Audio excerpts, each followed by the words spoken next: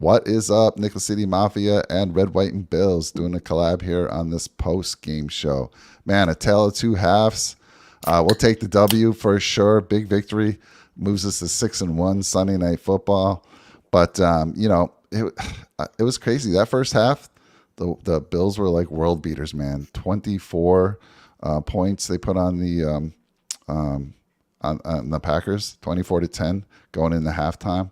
And then in the second half, I don't know what happened.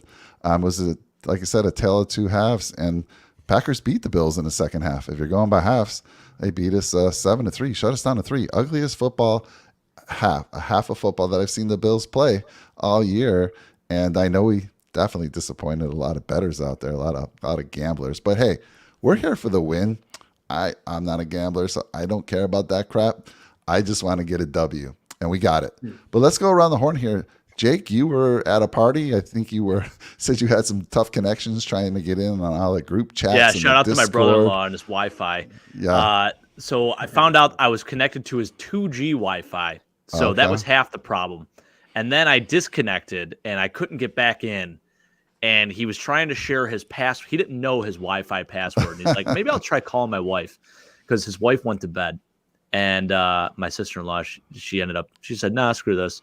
She was upstairs. So it was just kind of the guys downstairs in the basement watching at the bar. And yeah, just couldn't get connections. So couldn't join you guys on Discord. But hey, there's Zach's brother right there, Josh. Shout out to you, Josh. Thanks for watching, man. Yeah, appreciate you. He's absolutely correct. His Wi-Fi sucks. If we were connected to 5G, maybe it would have been better. But yeah, what a tale. What a tale. Tale of two halves, Mike. You said it best here in the thumbnail. I couldn't agree more.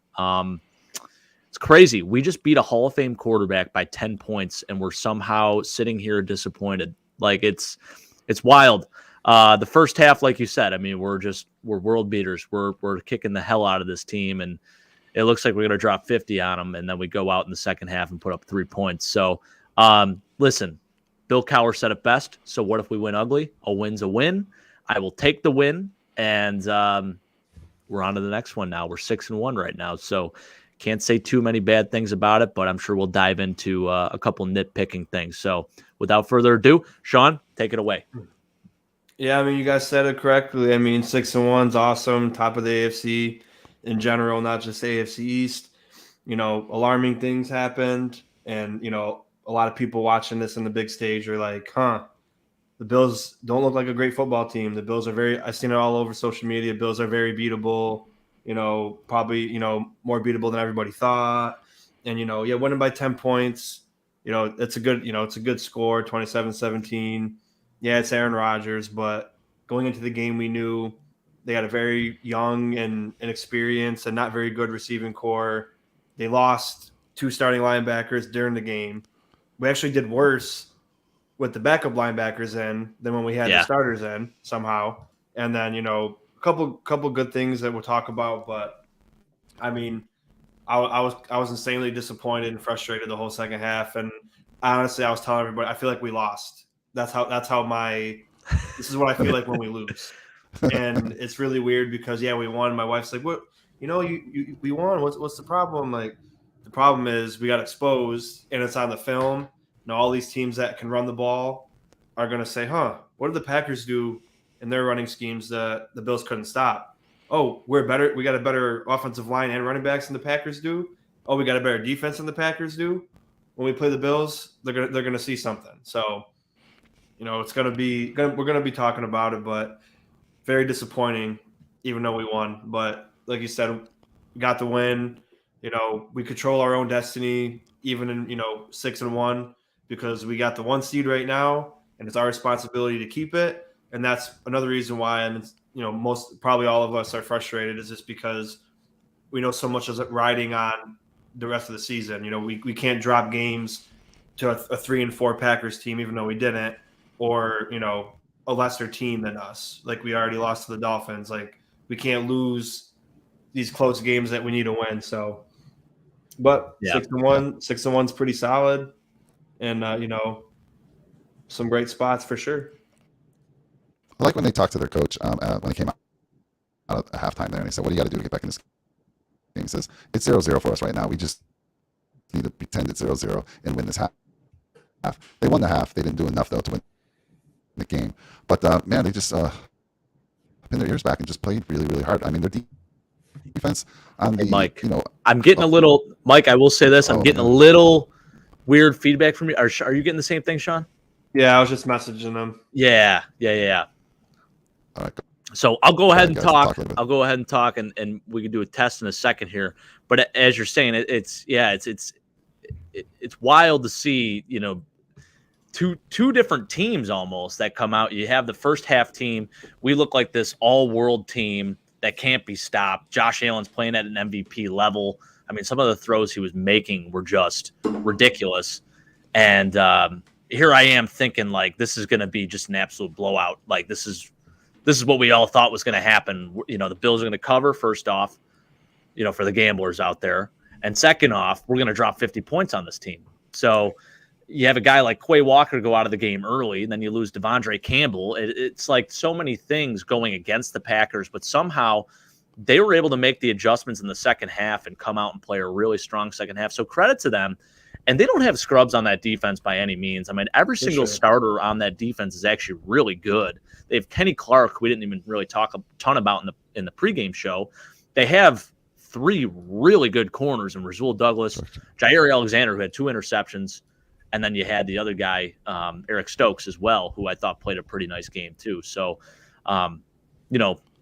they don't have scrubs on that defense, and the adjustments that they made definitely made some, they played really well in the second half. So, Mike, go ahead. Try to give us something here. Yeah, we're switching a mic here. Can you guys hear me okay? Much better. Much better. Yeah, okay. All right. I'm going old school. We're going like we're on the sideline right here. I had to go with a new mic. And, I'm reporting from the sidelines right now after the game. I caught McDermott on the way out. No, I'm just saying. Yeah, you said it, Jake. You said it. The defense, I said in the pregame show, best against the pass. And I don't know if we were just dismissing that, but they played like they were the best defense against the pass. But, Josh Allen threw 2 interceptions doesn't help. And those were big interceptions. I mean, we were driving for points. You can't have that happen.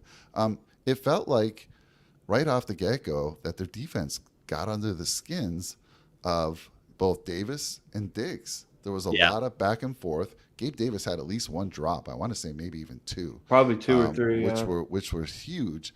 They definitely got under his skin and took him out of his game. So to me, that was happening. And then, of course, they just buckled down in the second half and got Josh out of his rhythm. I think it also helped that they were able to run the ball, sustain drives, and we were getting not cold, but you know what I mean? We had things rolling in that first half. And when you're not out on the field, right, you start losing that momentum. So I think that contributed as well.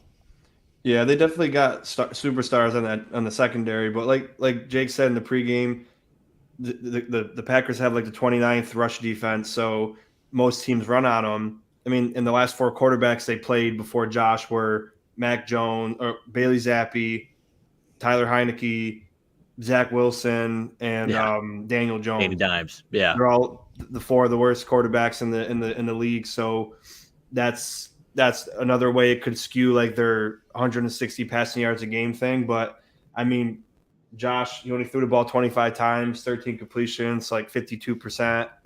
218 yards. I mean, that's crummy. But, like you said, you got to give them credit, in the secondary. But there was a lot of uncharacteristic things that Josh did, trying to force. Like I said, he looked like Josh Allen MVP in the first half, and then Zach Wilson when he passes the ball in the second half.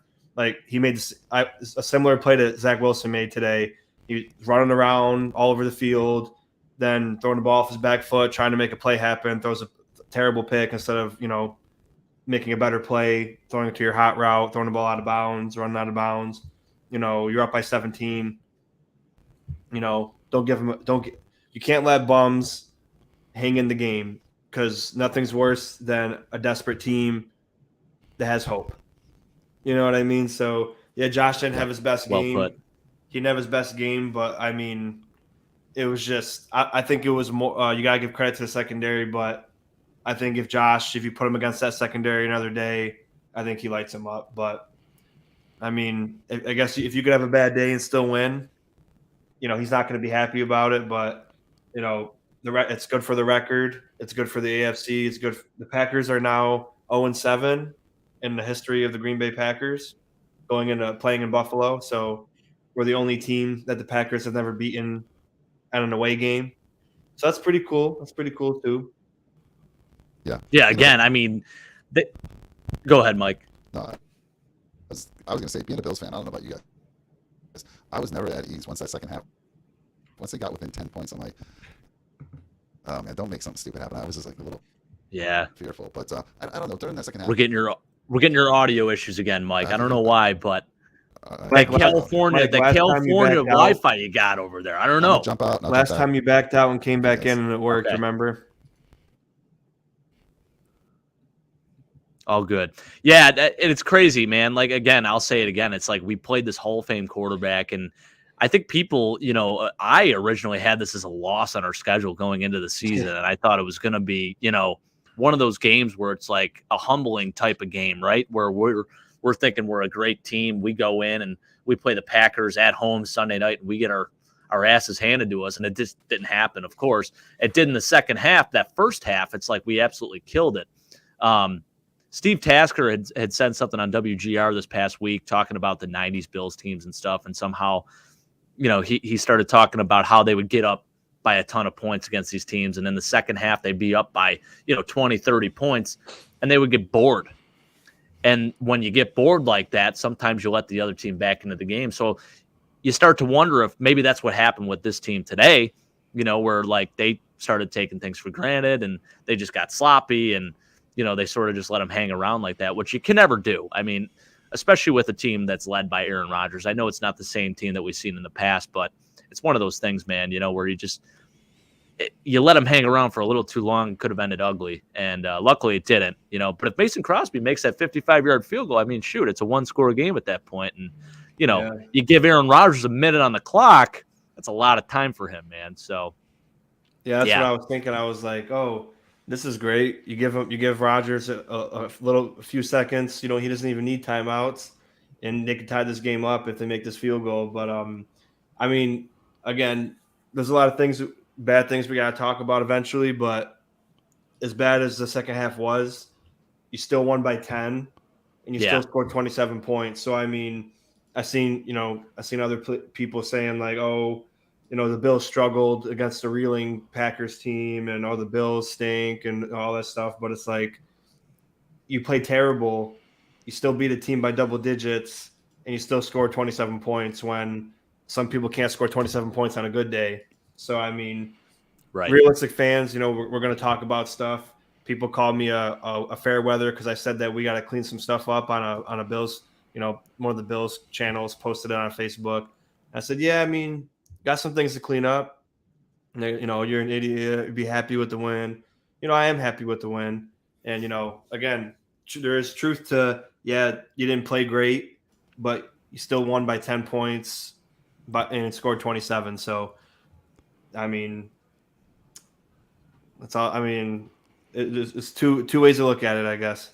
That's right. That's absolutely right, Sean. Mike, how we doing over there?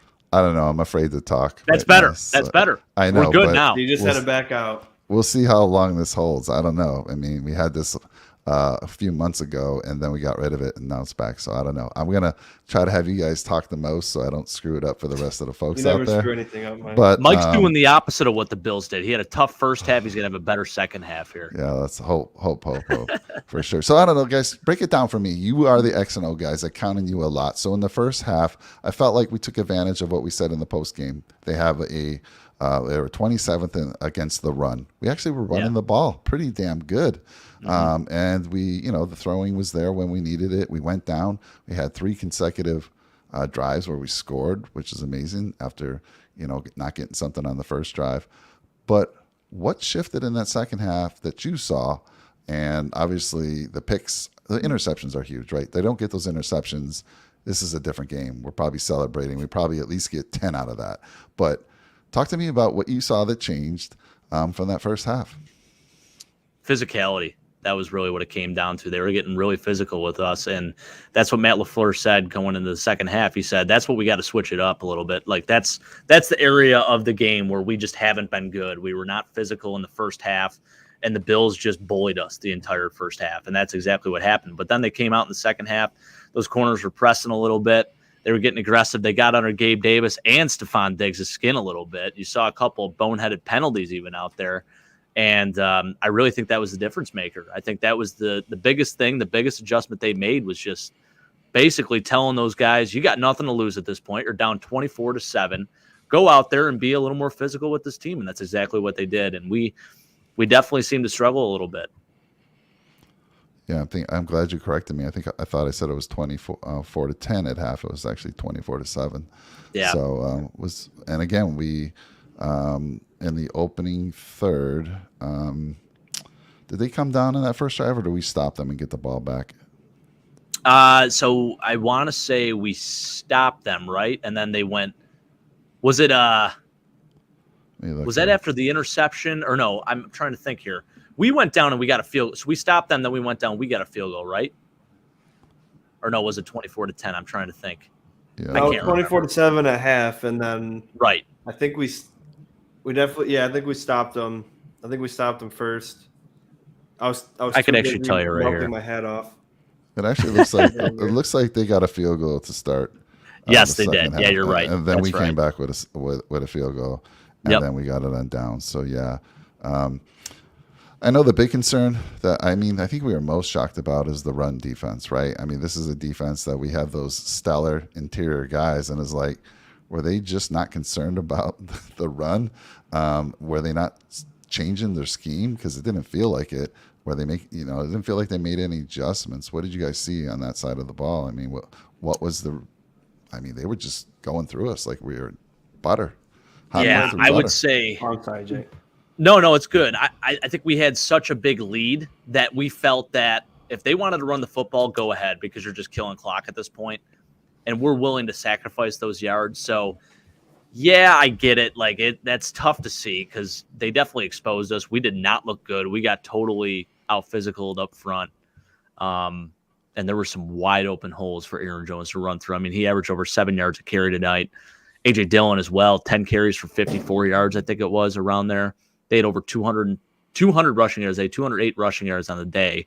So I think the part of the game plan was obviously, eliminate any type of, pass catching opportunities and really play the pass strong, which we did. And obviously sort of sacrificing the run game a little bit there. And the fact that they're down by 17 points or whatever it was, we were okay with, letting up a few big plays in the run game. But then they started to take advantage of that a little bit. And obviously we're marching downfield and it became a bigger issue. So it got us into trouble a little bit. And I agree with what 5-6 Guru was saying. He said, the defensive play calling was vanilla. We're only rushing 4. We're sitting in cover 3 at 100%. Yeah, I mean, it's just – yeah, and I didn't get that either. Von Miller being on the sidelines like that, I don't understand what they're doing there. So 100% agree with what 5-6 Guru was saying. Yeah, and the thing with, only rushing 4, that's what's been working, you know what I mean? And the thing with the Bills also is they're not going to get out of the nickel defense. So they're going to allow run plays that the linebackers aren't making the correct tackle, the correct reads and not arm tackling. Tremaine had 16 tackles, but he also probably missed 10. And letting AJ Dillon and Aaron Jones carry him downfield when you got 50 pounds on both of them, that's the problem. Like the defensive line was doing what they were supposed to do. They were initiating contact, they were filling their gaps, and the linebacker's responsibility is to make to clean up and make the tackle. You got 16 tackles, but you didn't tackle anybody for a loss. You didn't tackle anybody at the line of scrimmage. They were all behind you. So, I mean, that's the thing. That's what you got to live with the Bills defense and never get out of nickel. So unless they plan on playing with 3 linebackers and yeah, when Russ said, I think they pulled Vaughn to prevent injury. And I also think they knew they were just going to run the ball most of the time anyway, because even from the start, they were just gashing us with the run. I mean, Aaron Jones had 20 carries for 143 yards. That's pitiful for, a top defense in the league, top rush defense and number 1 scoring defense in the league. So, I mean, and their offensive line, they didn't even have their starting guard. Yeah. Bakhtiari's still nursing, coming off an injury, not 100%. And we also had 2 sacks ripped away from us because of stupid penalties. One was a phantom call, and then, Oliver jumping offside. So 2 sacks on the day, could have had 4. But, I mean, the defensive line did a good job. I mean, I give them a lot of credit. They did what they were supposed to do. And then, when they were passing the ball, Elam's giving up every catch that's thrown his way again. Jordan Poyer comes out of the game, and then, it seems like there's it's a whole different team out there. I mean, he's an all-pro, but you got to be able to play when he's not on the field. You know what I mean? Like, we're supposed to be a Super Bowl contending team, and these guys got to be ready to step up. I mean, Hamlin had 10 tackles. Hamlin's a hard hitter. He's great, but I mean, that Torrey touchdown, he just blew past everybody, which was unacceptable, especially, with a great secondary like we got. And then the Dobbs touchdown, the reason why I was frustrated at Johnson is because you let him get behind you when there was no safety help. Why are you letting him get behind? Why are you not letting him inside of you when there's no safety help? That's why, I was kind of frustrated, because that was a guaranteed touchdown. The guy's got 7 inches on you. You know what I mean? Right. So all you got to do is throw it taller than Johnson is, and then it's a touchdown. But I mean, we didn't really adjust in the second half at all, and we couldn't run the ball that much in the second half. Couldn't throw the ball in the second half, and I mean, it was just, the first half was great though. I mean, I was jumping up and down, screaming. Everyone was looking good. Josh only threw the ball 9 times in the first half, I think. So, I mean, he was 7 for 9 for 130 and 2 touchdowns. So, I mean, everything was looking good. But yeah. I mean, can you still hear me? Okay. I'm afraid to talk. Yeah. Actually. No, you sound I'm great, afraid Mike. to talk. All right. So again, I go back to those 2 interceptions. Let's talk about those for a second. So we had a 3rd and 9 at their 33. We're on the move. And Josh throws that interception. It was a nice play by Douglas. It was a nice play by Douglas. Yeah. I mean, my God, 99 out of 100 times that play isn't going to be made. Josh, again, he actually had the room to go take it. I'm surprised he didn't. But he did what Josh usually does, and there was a nice play there. The one that was the killer, though, we had 3rd and goal at the 3-yard line, and he throws that interception. I mean, it was a nice play. I mean, it wasn't like it was an easy interception. The guy had to go down, and that was Jair Alexander made a beautiful catch on that. We get those points. Literally, there's 10 points right there easily on the board. We don't get that 33-yarder. That's easily Bass range right there. And then third and goal. My God, we should be scoring a touchdown on that 9 out of 10 times. Although we've struggled on those. But you take those 10 points, put them on the board. We're singing a different tune right now. I really believe so. You pretty much deflate the Packers by doing these turnovers. Now you're letting them gain momentum back in the game. Can't do that. So again, I know I was left just wondering at the end of the game, but I'm happy. Hey, you're going to win some ugly games, and that's what good teams do. So I'm going to take the W. And again, I'm going back. I'm looking at those 2 picks that Josh will not. He does not do this usually. He's going to have a day like this. And again, they were a decent defense. I mean, Jake, you were thinking they were Super Bowl. I mean, most people thought they were Super Bowl contenders coming into the season. So I know they've struggled on offense. Their defense has been pretty good, man. They've held people right around 20 points. And I told you they're the best pass against the pass. So I don't know. It's not so surprising, I guess. But when you get off to a 24-7 lead, and you see what happens, and your team's held at 3 points in the second half. That's a little bit of a disappointment. But again, overall, we left 10 points easily on the field, and we get those. This game's over. You still feel like we're just taking our foot off the gas a little bit. Yeah. There's still that feeling, and it's like, can we just blow out a team like 54-10?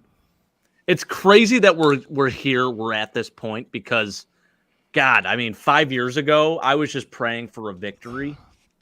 And now here we are, we're winning games, and we're doing it, by double-digit points, and we're still like, we want more. Because I think we know how good this team can be. And like obviously, I'll take a win any day of the week. If this is a Super Bowl game and we win by 10 points, I mean, I'm over the moon, right? Yes, I'm taking it all day. And this is a great win. It's still a great win. It's a regular season win against the Green Bay Packers. I'm pumped about it. It's on prime time. It's our first win in freaking 15 years or however long. I mean, it's been a while, Mike. It's been a while. So yeah, I'm gassed up, and I think it's a great win, but you still are left just a little. You're disappointed because you saw what happened there in the second half, and it just feels like we took our foot off the gas, and I don't love that. I do not love that. Yeah, 5 or 6 gurus saying they got exposed by a terrible Green Bay. You're going to hear this. This is what Sean was saying earlier. You're going to hear this. But again, I mean, teams have this. I mean, teams have these type of games, and they'll rebound. I have no doubt that they'll rebound. And again, like you said, Jake, I'm super happy with the win. And I feel like this game could have been easily been a blowout. Those 2 plays were the difference in the game. And then I don't know what happened with Aaron Rodgers. He decided to try to be Aaron Rodgers again in the second half, rolling out, actually rushed the ball. I mean, he had only 9 rushing yards coming into the game. 9 rushing yards. I mean, and on that one drive, right, it was the old Aaron Rodgers. He had one left in him. It looked like. Yeah, it's crazy. And then I think Josh, you said his name was, said next week the chance for 54-10. The Jets are better than the Packers, though. They have a better defense and they have a better run game than the Packers. So, I mean, if the Bills play like this, it's going to be even closer. If not, taking an L if they play like that. But I have the faith that they're going to make the adjustments this week in practice, and they're going to watch the tape and be like, they're going to have the Monday check where they're like, yep, that was awful. I got to take accountability for what I did. If I'm Josh Allen, or if I'm the defense, getting picked apart in the run, this is where they got to make, this is where Super Bowl teams are made, because I know you say if we play like this and this was a Super Bowl and we won, that's awesome. That's different. But like, if you play like this in the playoffs, you're losing. And that's why I was frustrated mainly, is because, we beat the Packers. They're 3-5. They're probably not going to make the playoffs. They're 5 games back in the first place in the division. They have probably zero chance of making the playoffs. And, if we play a playoff game like that, it's just, that's what I was thinking of. Cause it's like, 6-1's great. Beating the Packers is cool. But I mean, a good team that watches film, obviously they all watch film, but you're thinking down the line. Yeah. Like when we play, possibly the Finns in the playoffs, or the Bengals, or the Chargers, if we play the Chiefs like we did in that second half, or the Chiefs, they're going to be like, trouble. Well, I'm the Chiefs, and we got a pretty good run game. We got an MVP quarterback. We got a good offensive line. We got an okay defense. They beat us by 4 last time, and now we know we can run on them. We were trying to pass on them. Now we know we can sprinkle in the run.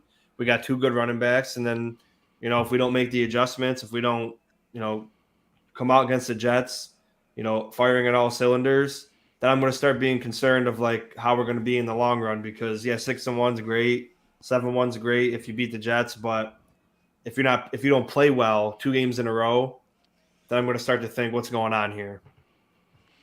Yeah. I mean, I was thinking, I don't know. Jake, let me throw it to you and talk a little bit. I was just looking at a stat here. It got me distracted. So go ahead. I'll come back. Yeah. A little bit. Well, it's interesting. Josh is mentioning. Josh, appreciate the hell out of you for joining us tonight. I know it's late on the East Coast here. We're at 12:32 a.m., which is incredible. I'm still juiced up from the game. So, I think he puts it well here. So he's talking about Zach Wilson. Zach Wilson's a totally different quarterback than Aaron Rodgers. Aaron Rodgers does not turn the football over. He still threw an interception tonight, which was great. I think we get pressure on a young quarterback like Zach Wilson, and that's the difference maker. Aaron Rodgers isn't going to make those errant throws, and even so, he still did tonight. Zach Wilson, he's going to throw a few interceptions next week. I think we're going to come out with a little bit of a vengeance. Last year, we lost to the Jags. Then we came out and absolutely smoked the Jets. And I know the Jets are a different team this year than they were last year, but I feel strongly that we're going to come out this next week and we're going to take it to the Jets. It always seems like the Jets are our rebound games, and I'm feeling pretty strong about this next week. So I'm at that level right now where I get being disappointed from this game, but I think we're going to take this as absolute pure motivation and go out and absolutely smoke the Jets this following week. That'd be great. And I mean, 5-6 Guru says that Singletary had a great game. Yeah, he did. That's probably one of the only bright spots. I mean, Diggs was my other bright spot, and then the run blocking and the offensive line, because in the pass blocking, Josh was pressured almost half the time he took a snap. So I'm not going to give him a good grade on the pass blocking, but I mean, in the run blocking, they did pretty well. And Singletary had a great game. 14 for 67. That's 4.8 a carry. And this is what I've been saying. Give him more than 5 carries a game. He's going to produce. You don't need him to get 110 yards a game. You need him to get 60-plus yards a game. 12 to 15 carries for 60-plus yards. That's all you need. Little James Cook. I was going to say, let's talk about my guy. He did pretty good. 5 for 35, 7 yards a carry, and a catch for 41. I mean, it's pretty awesome to see him get utilized more now. And I'm glad that Zach Moss is that odd guy out now when you can finally get Cook involved. But I mean, there was some, like I said, some bright spots. I'm more I'm happy still, but I feel like I bring the other two gentlemen down over here because they're trying to be happy as heck, and I'm just like, you know what? Nah, man. I'm gonna knock you down a little bit just because I'm still annoyed as heck at the Bills, but. I mean, yeah. Well, you're annoyed because you know what our potential could be. Oh, yeah. And that's he says we're still the team to beat. We still are. But, I mean, even the Jets, man, like, they did not look good today against the Patriots. And, they were on a 4-game win streak, 5-2. And they haven't had to have Zach Wilson throw the ball. I mean, I think the last few games he's had 0 touchdown passes, and they've won by, like, 20 points each game. So it's like they never needed him. I mean, I think it's because they don't trust him. But the Jets fans were saying it's because the run game is so good. So when I put that into account, and you got Michael Carter and James Robinson, Aaron Jones is, a better running back than both of them. But if they wanted to, and I know the Jets offensive line is better than the Packers line because I've watched them closely this year. But I mean, if they come out and run the ball like the Packers did, and their defensive line isn't a joke either. They got John Franklin Myers and Quentin Williams and Carl Lawson and Jermaine Johnson.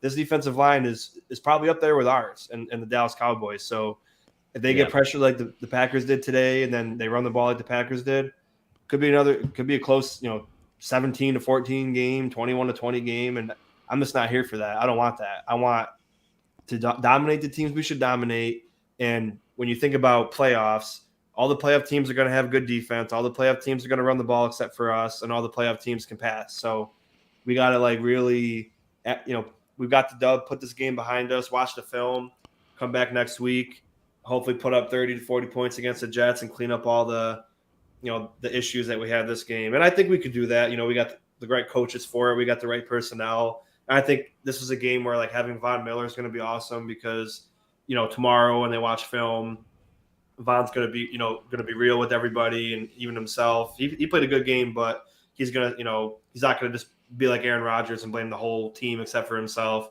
But they're all going to check themselves.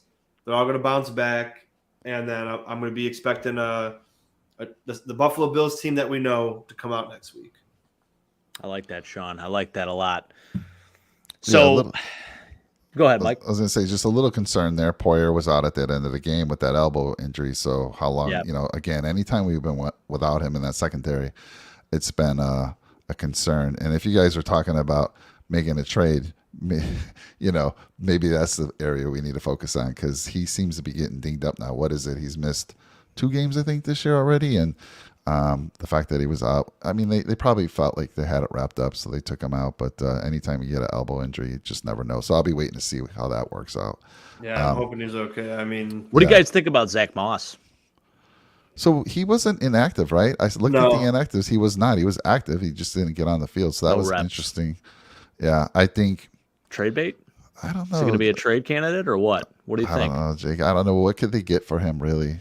At this point, after what I watched today, I'm trading 2 first-round picks for Roquan Smith, and I'm getting out of the nickel defense, and I'm playing you want to go back to that 4-3, yeah. And because you can still when you get Trey White back, you got Jordan Poyer, Hamlin's playing good, and you got Kyer.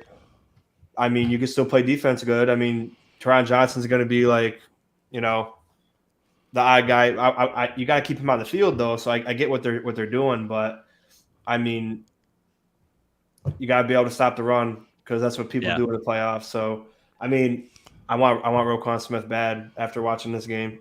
He's an animal. He is another level. Because they're making tackles, but because 5-6 Guru said this about Diggs' pregame antics. It was actually Alexander who started it, and I'm not mad about it because Diggs is an alpha, and if you tell an alpha not to do something, or if you talk to an alpha like that, you're gonna get it back. So if he didn't say anything back, I'd be kind of alarmed, like, oh, it's not like Diggs.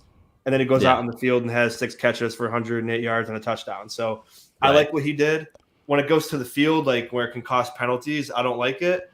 But that's just a grown man playing a grown man's game. So I was more like, oh, it's kind of like immature for Alexander to start crap when they're walking through the tunnel.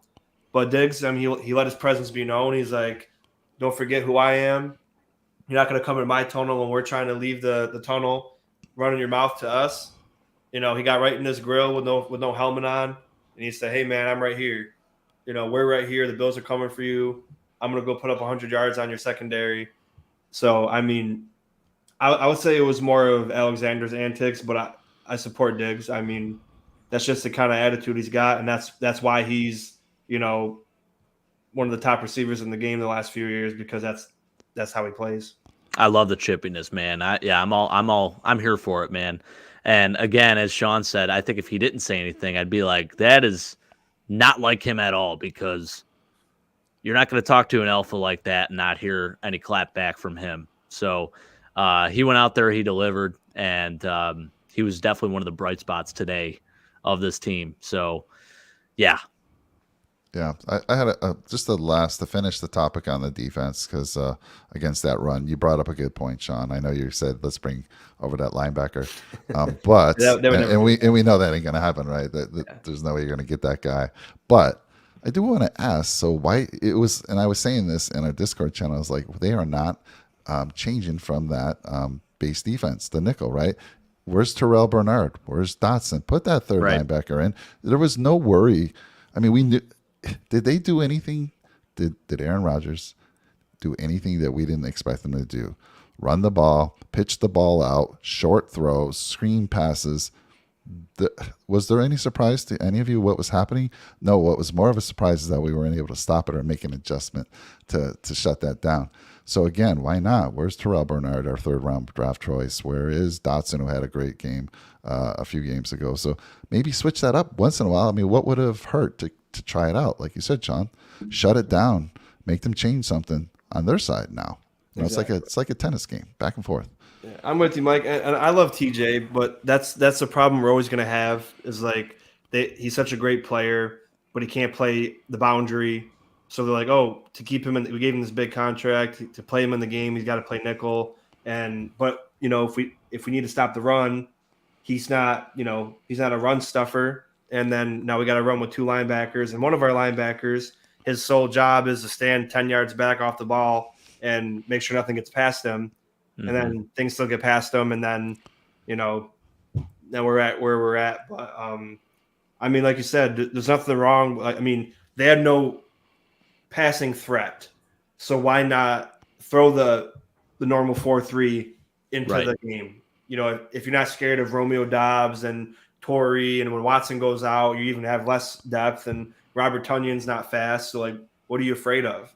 You can't trust. And that's why you draft Terrell Bernard. He could play in the modern NFL. Yeah. He's supposed to be this coverage guy, a guy you could put in even in blitz packages, and just nothing. We haven't seen anything from him. He hasn't been in at all. I mean, it's weird. And I don't know if that's maybe just him. Maybe he needs to catch up a little bit here and feel more comfortable with the game, but haven't seen any of that, which I'm very surprised, to be honest. Yeah, that stuff always frustrates me. With like I always talk about it, like they did it with Epinesa and Boogie. Like they're just purposely not putting these guys. I mean, I know you got to earn your reps in practice, but if you draft these people in the 1st, 2nd, and 3rd round, and you're not giving them game reps, how do you expect for them to improve at the pro level?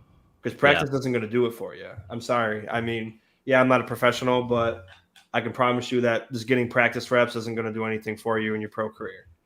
I mean, that's just the reality. So you draft Bernard and then you don't use him at all. You use him on special teams, big deal. Like, that's not going to help him as a linebacker in the NFL. And I mean, I hope you didn't draft somebody in the third round to play special teams. Right. I mean, you could have drafted a good offensive lineman. You could have drafted another receiver. You could have drafted anybody that you were going to use. And now you're just letting them ride the bench. You drafted Moss in the third round. He's been riding the bench or done absolutely nothing since we got him. So they draft good late, but you gotta do something with these guys. You either gotta get rid of Moss or, I mean, let Bernard do something. I mean, isn't that interesting? It's like all of our late round picks are out there making plays, producing. We got the 6th and 7th round. We got a 7th round corner playing. We got a 6th round safety. It's like third round, man. What the hell's going on here with these 3rd and 2nd rounders? Doesn't make no sense. Yeah, Bernard could be that guy who was also adding, I think it was 5 or 6 saying we weren't bringing extra pressure. That'd be that Terrell Bernard's job there. And if he's in there stuffing the helping stuff to run, if not, he's bringing some extra pressure. It'd have been nice to see. Again, we know the Bills love to run that base nickel defense. And you know what? For the most part, they got the win with it. And again, I think we just got to be satisfied with that. And they'll learn. They'll look at the tape like you guys said. And they'll figure out what happened. And again, so again, because you're the X and O guys, and I think it's important for our channel and for me because I love talking about that. Did you put that more on the interior D, or did you put that more on the linebackers? What you were seeing there, because our interior D, I mean, it's so freaking hard to run against these big dudes, but they were getting it done. So, did you put it on the whole group? Do you put it on the whole team as a whole, or did you put it on linebackers or that interior D line? I would say it's collective for sure. I want to give a shout out to Zach Tom, the 4th round rookie for Green Bay, because I thought that first half he was totally bullied. I mean, Ed Oliver was having his way with him. Yeah. Tim Settle was having his way with him. I mean, I don't care who you put out there against him. He was struggling. But that second half, he came out and he played really physical. And that's tough, man. He's got to fill the shoes of Elgin Jenkins. So hard to pronounce his name. He's such a good guard. He's one of the best guards in football. He's out this game. Big shoes to fill. This guy's a 4th round rookie. And again, as I said, he's getting absolutely bullied in the first half. I thought he came out in the second half and played a really nice game of football. Like he was tough. He was physical. He was getting to the second level. And I thought up front he did a really nice job. So I want to give him a shout out. And going back to what you said, Mike, I think collectively, the second half was a totally different story from the first half. Even with the interior guys, there was definitely a difference there. Yeah, what did you think, Sean? I'm going to say it's more the linebackers, Mike, to be honest with you. And I say that because we rush 4. That's what we do. And then they had 3 tight ends on the line along with 5 offensive linemen. So they're double teaming everybody. So that's true. It's the linebacker's responsibility. Like I said, that's what, even at the youngest level, that's what you're taught. The D linemen plug the gaps. They take on the double teams, and you are making the tackle. You get all the reward. The linemen on the offense and the defensive side do all the work, and you get all the glory. That's what they always told us. When you're a running back or receiver or a linebacker, you're gonna get all the glory, all the girls, all the praise. And then the big boys are just gonna, do all the dirty work. So there's a lot of times where, Daquan Jones and Phillips and Oliver are splitting double teams. And then, the defensive linemen are getting their arms on them, but they're hitting double teams. So it's like you're slowing them down. You're doing it. Yeah, you got to finish. And that's the problem when you got 2 linebackers, Matt Milano and Edmonds. They're getting tricked because everyone's running this way. And then the blockers come and then they do a counter, or they cut back in. And then now you got safety against the running back, and then they run 10, 15, yards every play. So it's like, that's why I get, I like the nickel defense. And, when against the pass, it's perfect. It's, we get home with 4 all the time. We're the highest pressured rate team with the least amount of blitz. So that's perfect. But when it comes to when you're playing a team that's going to run the ball, it's hard. And you got to go heavier. I mean, yeah, I agree that it's somewhat collective, but as a whole, mainly I put it more on the linebackers because the linemen filled their gaps. They went, they had the correct holes. They took the double teams. They got their arms on people and slowed them down. And then it's the linebackers and the safeties' jobs and the corners to crash in and make the tackles. And, on the stat sheet, Hamlin had 10 and Edmonds had 16, but it was a lot. They were getting gashed. Yeah. Well, I think as fans, we try to be unbiased, but it's hard. And when you expect the team to be dropping 30, 40, I mean, pregame show, people are putting 30, 40. I actually said 27, 17. Again, I like to give myself a little kudos when I'm close to the score. Mike, was that the exact score? I know you said 27. You had 17. No, I said 27-14. Sorry. 14. So I was off by 3. I did That's give the Packers. good, I said though. I'm going to give the Packers defense some credit. And again, look what happened. So, guys, we won. And again, 27-17 against Aaron Rodgers any given Sunday. It was a little ugly in the second half, but man, my God. Chris Collinsworth, he was talking nothing but good things. I mean, Yeah, I mean, that's a it's first, rare, huh? right? But he was saying Yeah. all kinds of good things. This team is good to go. They'll make adjustments. They'll do what they do, whatever they need to, and they got to win. And again, 10 points we wasted. So I want to go around and let's get some positivity going here, and let's give out some game balls. I mean, come on, we got to win 27-17. We are now 6-1. 6-1, guys. If you would have told me, let me ask you guys. You looked at the schedule to start the season. You saw who we were playing in the first 7 games. If I would have told you we're going to be 6-1, you'd have been fantastic. I love it. But if I had told you we'd be 4-3, I don't think you would have been shocked. If I would have told you, I think Jake on our show, on our prediction show, I said, man, we could easily be 3-4 after this. I mean, These were top teams, and we have pretty much beaten everybody. Should have beat the Dolphins. Kudos to them. They pulled it off. But hey, we should have beaten everyone. We could be 7-0. Now I know 5-6 over here. Actually, that's not 5-6. That's not Rick. That's actually Tony saying that. Tony, Rick's probably out there saying, hey, yeah, same thing. Oh, that's Tony, 5-6? 5-6 is Tony. Oh, Tony, come on, man. Yeah. I would love to get Tony on the show. Tony played at Boise State, man. I mean, he played at the highest level right here. He played with some dogs. You played with Quentin Michael, did you not, Tony? I don't know if he's still out there, but hey, if he is, you know. But he was in our Discord, and he was saying he had a nice big bet, and he had to have the Bills cover. So he's a little upset right now. So we don't usually see him out there. That's tough, man. But everyone's saying Vegas rigged this game. Yeah, that's what. So Rick and Tony were in our Discord saying that, and Rick could say the same thing about his Ravens. They could be potentially 6-0, 7-0 as well. But good teams win ugly games. We won this one. I don't know if it was really ugly. Yeah, the second half was pretty bad. But again, we had drives that ended down near their end, easily 10 points that we left off the board. So I'm excited. Let's go around. Let's give some game balls away on offense and then defense. Jake, over to you. Give me some game balls on the offense. Yeah. Well, obviously it's got to be Steph Diggs, right? I mean, the guy came out, he talked that crap and he came out and he delivered, right? So, I mean, obviously you got to give him a game ball. I thought he played a fantastic game of football. Bit his tongue, had to go to the tent. You know, he came back out. He still killed it.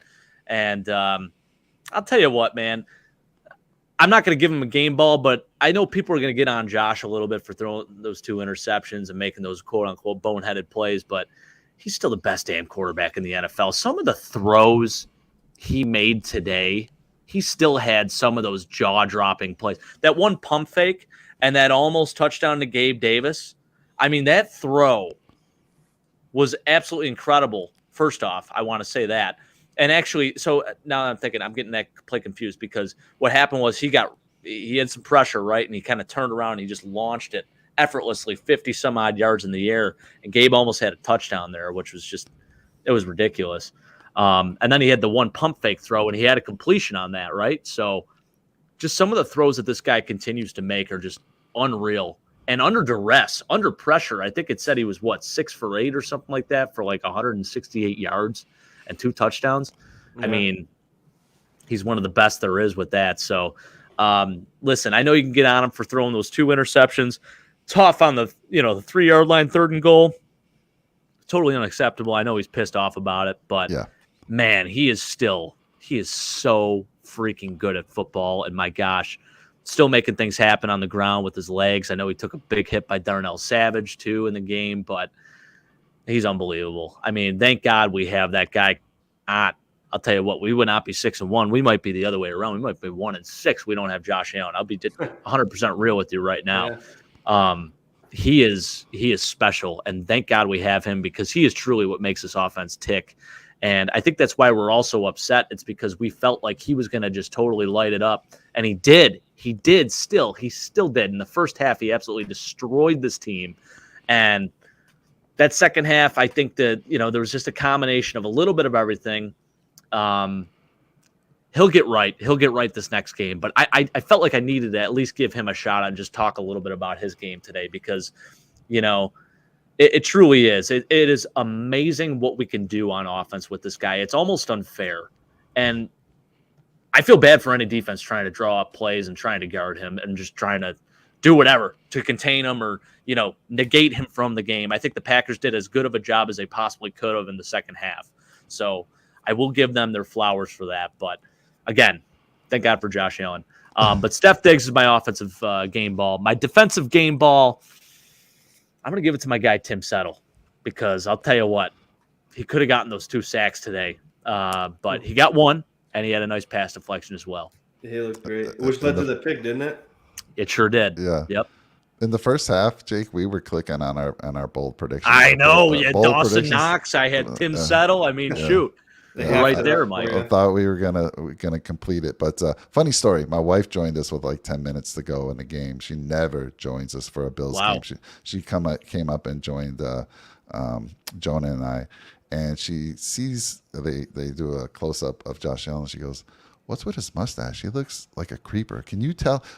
She said on the show, "Can you let him know to get rid of that thing?" And I said, "Well, he's always kind of had a mustache, but I don't know if you guys caught the Kyle Brandt show this week.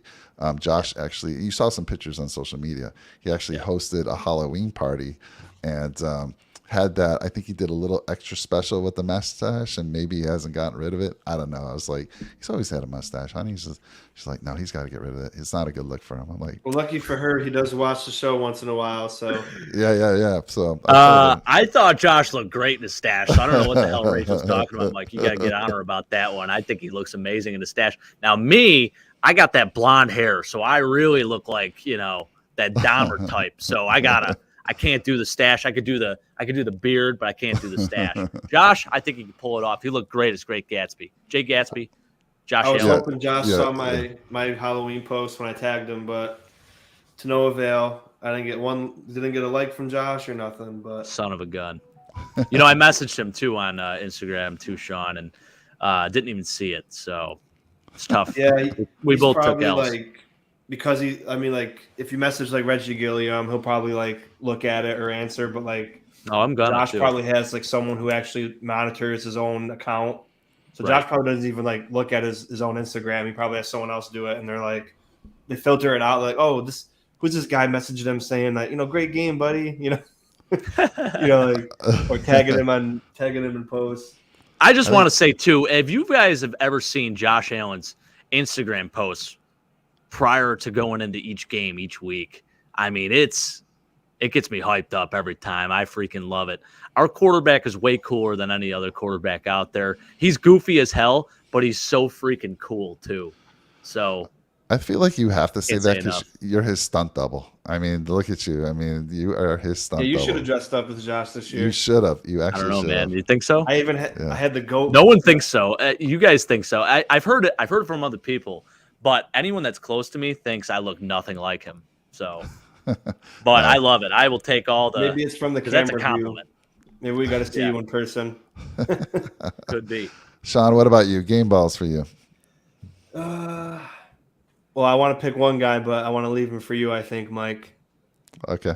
But I'm gonna give it to DQ, man. I thought he did Okay, fantastic in the run game, and he I didn't love have that. he didn't have an easy assignment with Rashawn Gary, but I thought he held his own in the past, and he did fantastic in the run blocking. So I'm curious to see what they grade him at PFF. I think it'll increase his overall grade, but I thought he did pretty good, on both passing. He and didn't run even have a blocking. grade, Sean. He didn't even have a grade. He didn't have enough starts. Right. So we'll see. Maybe he'll get it now, but Yeah, he's got to start over Brown. Like, I agree. I mean, DQ is not the future, but he's a better right tackle than Spencer Brown is at this moment. And, I don't know if his injuries are just holding him back, but I wouldn't be mad if you rested him a little bit longer if you needed to, because, DQ's holding his own. So, and I think we look better when he's in there. Yeah, Love agree. it. Well, I think you left Motor for me, so obviously he's going to get a game ball from me. I do want to say shout out to Chris, who's on our fantasy football show. He actually did a short this week, and he said, I "Hey, saw that. grab James Cook. The what did he say? The writing's on the wall. Zach Moss was a healthy scratch last week. Again, we didn't see him on the field at all today. And Cook got out there and made some nice plays. I mean, my gosh, he had 35 yards rushing. He averaged 7 yards a rush, pretty impressive. And then he had that one nice play where Josh was able to escape, and he was wide open for 41 yards. So great call, Chris. That was fantastic. And I hope to see that. We talked about that. I hope to see that. Keep going. Get this man on the field. He can make some plays. He seems to be a little quicker than Singletary, but Singletary is just, I don't know, he's just a more physical guy. And Singletary, guys, 4.8 yards per rush. Damn good. In the second half, they adjusted. I thought some of the runs that we were doing, like, again, it seems like we like to run that shotgun handoff or whatever it was, but they were kind of stuffing it in the second half. But Singletary, every time he runs the ball, guys, every game, he's like 4.5 or better in the running game. So we kind of go away with it, but I was happy to see James Cook. So game ball for Mr. Motor, Devin Singletary. I just want to put this out there, Mike. We're talking fantasy points here. Devin Singletary, 9.3 fantasy points. And we're talking PPR, full point PPR. Yeah. James Cook, 8.6, I believe it was. So pretty close. We're closing the gap a little bit. Oh, Mike, I forgot to give a defensive ball. Yep. Jordan Phillips, man. He did great rushing the passer, and then he made some downfield tackles, and he I think he took two people out of the game too. They had to step off the field after he hit them, so he laid some big sticks tonight. And it's cool seeing your D tackle run 15 yards downfield and making a tackle on a running back. That shows his effort and his hustle. And like I said, man, he didn't even have to wrap up. He just hit him with the shoulder. I think it was not Tunyon, but the other tight end. He had to step off the field, and he was like, had his hands on his knees, just looking at the ground after the hit, and then he laid Aaron Jones out pretty good. So yeah, that was a big hit. That was great to see. Go Bills podcast said Poir's getting an MRI in his elbow. He heard a pop in it, so that's wonderful. That's tough. Brett, thank you for joining us, man. Appreciate the heck out of you. We got to get you back on the show here soon. Yeah, for sure. Yeah, I didn't give a game ball on the defense either. If I had to, man, I would go with Mr. Rousseau. He had a sack. He would have had another one, but there was an offside on us, and so we had 2 sacks. And I thought he played a good game, and we'll game ball for him. What'd you guys think of Matt Milano's play today? Honestly, decent. Because he still had those impact plays. You still felt like he was, he made his presence known on the field, but I know, it was obviously pretty easy to be critical of linebackers just based on, how we just allowed so many yards in the run game. And, they just, for whatever reason, we just didn't seem to finish plays and make those TFLs like we should have.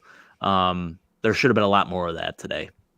He did have one TFL, and he had a pass deflection. So it was nice. Yeah. I thought A.J. Dillon, I was a little nervous for him, actually, because it looked like a horse collar play almost on that one. Yeah, I know. I say he's decent. I mean, it wasn't his caliber of play, but like you said, he still made a couple of big plays, and he had that pick and a one tackle for loss. But he's the guy that he embodies that linebacker that we always talk about, and there was a lot of tackles where I was like, wow, I mean, usually he's blowing that up. Yeah. But I don't know, maybe he just had an off day, tackling too, but like you said, 10-point win. Sucks for the betters because, I mean, that last drive we had where we just ran the ball up the middle 4 times, he missed Kumaro in a wide open pass. Probably could have scored I a know, touchdown, man. Right? but it was an illegal man downfield anyway. But if it was better play calling, we could have gotten field goal range and probably kicked the field goal to put the game away.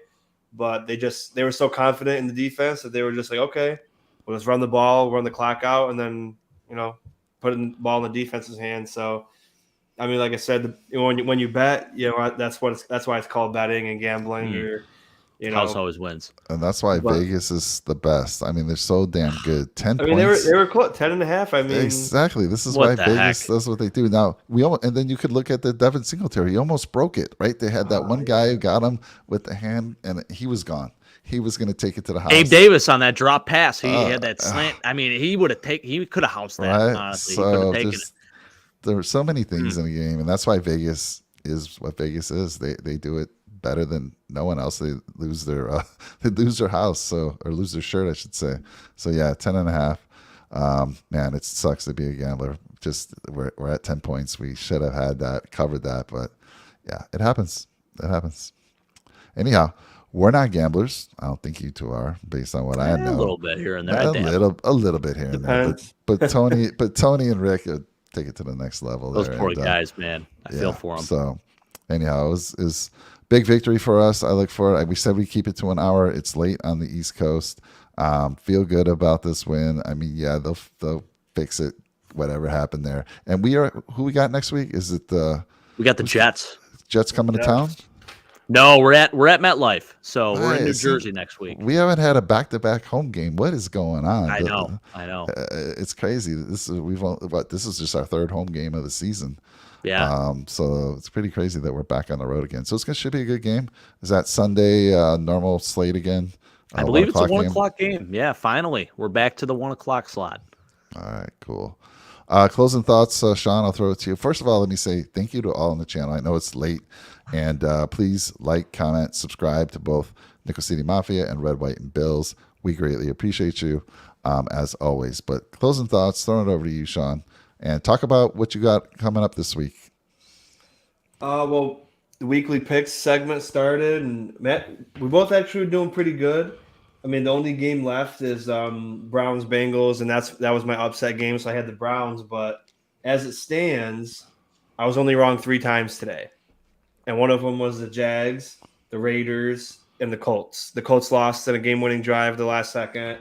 The Jags screwed up that game too, and then the Raiders just are terrible. So, I mean, pretty fun week. But we got that coming up. Probably, try to get it Tuesday or Wednesday, and then a pregame show. I got to figure out what day though, because I got to figure out I'm working Sunday again. And I got to figure out the times because I might have to record the game and watch it after it's over, depending on how late I work, which I don't like to do, but we'll see as long as I get the game in. But so we got the weekly picks, we got the pregame, and then maybe if there's a big trade or, a roster move that we're going to be talking about, hopefully Trey White's got to be activated by Tuesday, right? So that's right. Probably put out a video talking about Trey White either being out for the season or coming back against the Jets, which, if Jordan Poyer's injury is what it sounds like, then he might be missing next week. So it'd be nice to have at least Trey White back for, a little bit. But yeah, it's probably all I got this week, unless things change. And, it's really awesome being 6-1. Top of the AFC. People are looking up at us. The Chiefs are looking up at us. The Titans, who we both beat. So we beat both of those teams. So, I mean, still got the tiebreaker with them. And, the division's getting tight. The Patriots are 4-4. So this division, I mean, it would have been nice to see the Dolphins lose so we get that little bit of cushion. But it makes it fun. The Jets are going to be looking for blood. So, it's a fun week. It's Jets week. Yeah. I mean, I was going to tell you guys. So interesting game next week is the Chiefs versus the Titans. And believe it or not, the Titans are 5-2, guys. Yeah. 5-2 after getting smashed by us. And I have to ask you guys, because I don't know. I saw Malik Willis in the game for them. That's right. Is he now the starter, or did Tannehill get hurt? He had So an Ryan illness. Tannehill has an ankle injury right now, so he's nursing that. Was it And an ankle yeah, injury? he was sick too. Yeah, so he had Okay. both. So there was it was a combination thing, right? So he had he was a sickness and then the ankle injury as well. So Henry rushed for 200 yards today. my God, what a day for him! I have him in one of my fantasy leagues, and pretty sure he won me that game. So it's great to see. But I mean, You know what? the Titans are a missed 40-yard field goal away from being 6-1. So Right? I mean, the Giants got lucky there because that guy made a 58-yarder against us last year, and he missed a 41 against the Giants. So they're not a bad. I mean, they're not a bad team. They're a sneaky team you got to look out for because they can run the ball. So they get in the playoffs. They play decent defense and they run the ball, not turning the ball over. They're a team you got to watch out for. You know, it's crazy though because we limited Derrick Henry big time in that first home game that we had, the season opener at home. So it's wild to see, how we led up so many rushing yards today where we shut Derrick Henry down and then we shut the Ravens down too, really. I thought we did a really good job against them in their run game. And those are two big time running teams. So, you look at the differences in those games, and it is really interesting to just kind of compare those. So I think we'll get back on track. I'm not too worried. We're still the cream of the crop. We're still at the top of the AFC, and I know it might go down. We might be number 2 in the power rankings because the Eagles are 7-0, but I don't read too much into that. I think we're the best team in the NFL, hands down. If anyone's going to beat us, it's ourselves. So that's your worst enemy. I feel pretty damn good about that. Like Mike said earlier, it's pretty crazy when you win by 10 points and you put up 27 and, there's a lot of bad things to talk about. And people from the outside are like, oh, the Bills struggled. Yeah. I mean, struggling and winning by 10 points is pretty significant. So imagine when we're not struggling, we're going to beat teams by 25. So 25, my 30 gosh. points. I mean, if we play every game like we did the first half of this game today, it's good luck. Yep. Yeah. We could beat everybody out there. There's not a game that I look at the schedule and I'm like, oh man, we're gonna lose that game. I mean, obviously we're gonna lose games, but when you look at the roster, it's like you play your brand of football. There's no reason why you can't beat every team out there. I mean, I said 14-3, at the preseason. So it's like I expect it. I mean, we can't luck out like the Eagles and play the best quarterback you're going to play the rest of the year is Dak Prescott. I mean, You got Daniel Jones twice, Davis Mills, you got Taylor Heineke, you got all these people. But, I mean, we play who's on our schedule. We play who's in front of us. So we got Todd Tollfree coming in there. I want to get Todd's thoughts on Kadarius Toney. I want to see how he's feeling about that move. Yeah, the Chiefs always take the scum of the earth on their team. Tyreek Hill beating women, Kadarius Toney being a diva. But Green Bay was crippled. Chiefs coming for your ass. Yeah, well, didn't really work out last time. You lost to the Colts. So, I mean, we'll see. The only thing that matters, I don't really care about power rankings. The only thing that matters is who wins the Super Bowl, right? I could care less what the power rankings are. Don't give a damn about it. As a matter of fact, I was looking at the schedule here, and maybe you guys can tell me because I know I haven't been keeping up on the fantasy football stuff. But so the two best run teams that we have potentially for the rest of the season are the Browns and the Vikings. How is Dalvin Cook doing this year? Pretty He solid. had a really nice game today. Yeah, he had 111 yards today. I think 1 or 2 touchdowns. So not a bad day at all. DeAndre Hopkins, my Lord, if you took him in your fantasy draft, it paid dividends because he's absolutely killing it right now. Killing it. Yeah. So, and then the Jets running game, I would think they're doing pretty well, right? They got to rely on that quite a bit. So they struggled a bit today, though. James Robinson, I don't think he averaged that many yards per carry. I think he only put up, he didn't put up many fantasy yards. Can't forget the fantasy stats run game, too. Yeah, Ramondre Stevenson. Harris is getting healthy. Ramondre Stevenson's just blowing up everybody he plays. So, yeah. We got Patriots twice, Jets twice. We have like six or seven teams with good run games. So it's like, they're probably watching this like, ooh, gotta love it. Right. Todd, I agree with you, man. We beat two top run offenses and put them to basically nothing, and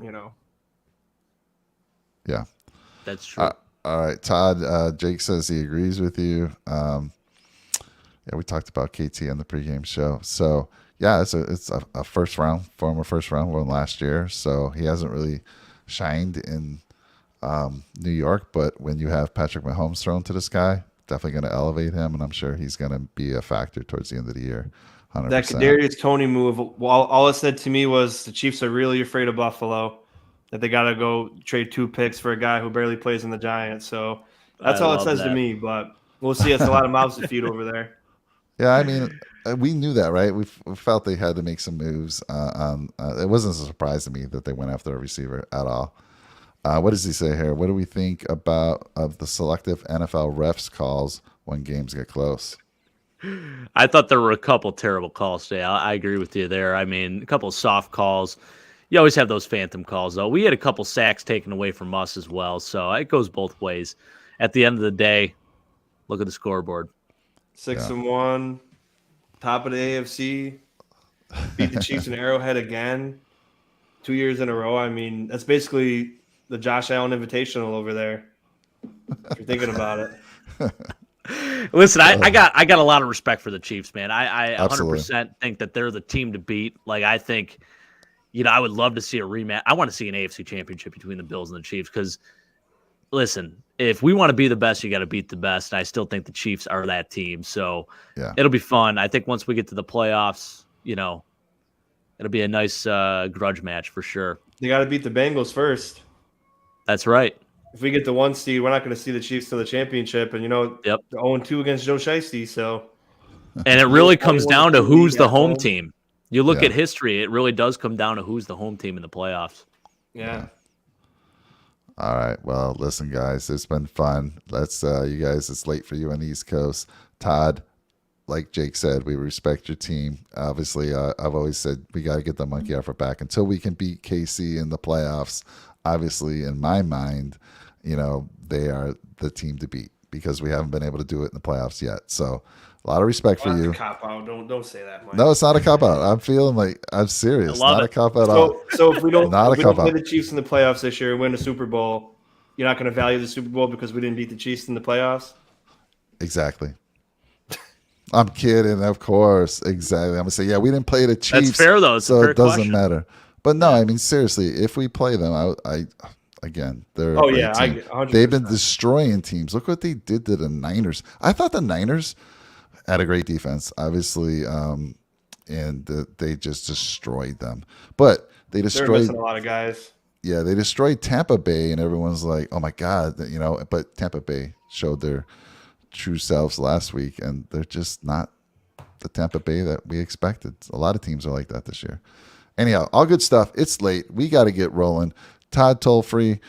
Toll free is a toll free number. What's your number? We'll give you a call and we'll talk to you during the week. Join our Discord. We need you, man. I would love to. Yeah. Yeah, we got a Discord. Join it. It was fun tonight. I had a lot of interaction with some folks. Join the Discord. It's in the description. Actually, I might have to add it. I might have forgot it, but I'll add it right now. Join us. Have a lot of good talk. Anyhow, Jake, thank you. Appreciate you. Sean, thank you. Appreciate you. It's late over there. Get some sleep. Let's celebrate the victory. And I look forward to your picks this week, Sean. Sean, I wanted to ask you, is that straight up or are you taking the over? Are you taking the points into account as well?